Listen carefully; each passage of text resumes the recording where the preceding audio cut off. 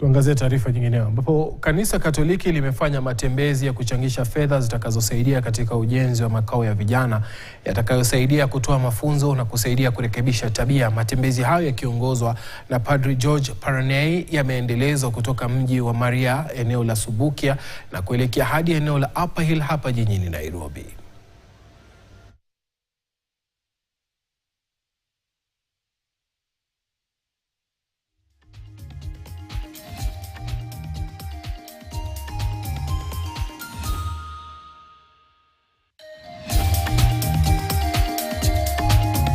One of the intentions of this pilgrimage and walk of 221 kilometers from Subukia National Shrine to the Shrine of Mary Help of Christians is to gather funds to build a youth-friendly, holistic spirituality center at the Shrine of Mary Help of Christians.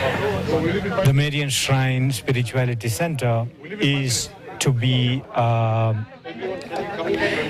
youth-friendly center where we expect everyone to find an environment that is godly, as well as spiritual, as well as physical refreshment for everyone in Kenya. And that's why we are doing this walk, which is a pilgrimage.